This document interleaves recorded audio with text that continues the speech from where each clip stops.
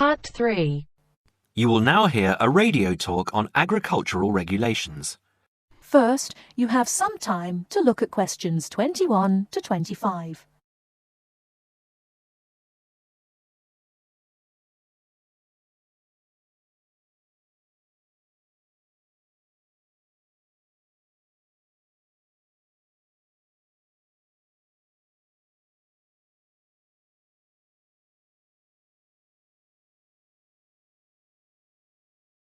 Now, listen carefully and answer questions 21 to 25. Could there be clearer proof of the arrogance and indifference of those who are supposed to keep our food safe than the muzzling of John Verrill? Agriculture is a business, true, and businesses have to make money.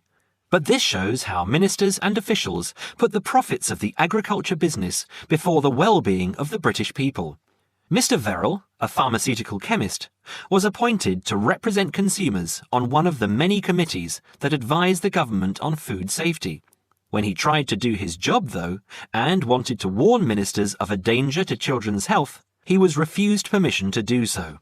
The danger comes from hormones given to cattle in the USA and some other countries to make them grow faster. They speed up the animal's development to maturity, thus making meat production more profitable. There have, however, long been fears that the hormones have horrendous effects on the people who eat them, causing diseases as serious as cancer. Once these hormones were used on British cattle too, but over 20 years ago they were banned in Europe for being too dangerous. Indeed, so concerned is the European Union that it banned imports of hormone-fed beef years ago, much to the fury of the US government, which wants to sell it all over the world. Several years ago, the USA and Canada asked the World Trade Organization to declare the ban illegal and to punish Europe for failing to lift it. The WTO, with its long record of refusing to let environmental or safety concerns interfere with trade, agreed, imposing fines of more than $120 million a year on the EU for its refusal to back down. The British government now backs the Americans, claiming that there is no proof that hormone-fed beef does any harm. This is where Mr. Verrill comes in. He is very angry with the government, especially as their claim comes out just after a Danish study shows that growth hormones are 200 times more dangerous than was previously thought. Worried by these findings, Mr. Verrill spoke to government representatives, who did nothing. Before you hear the rest of the talk, you have some time to look at questions 26 to 30.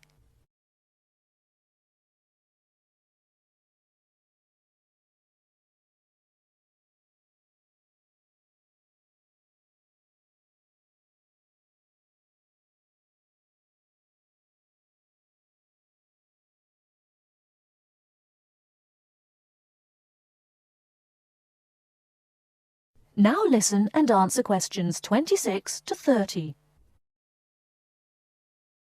Not only that, but they have not been testing beef which is imported, which, by law, they are required to do. This directly affects the British public, as about 40% of the beef British people eat comes from abroad, supposedly from countries like Brazil, which does not allow the use of growth hormones. Brazilian beef is stocked by some British supermarkets and widely used in catering.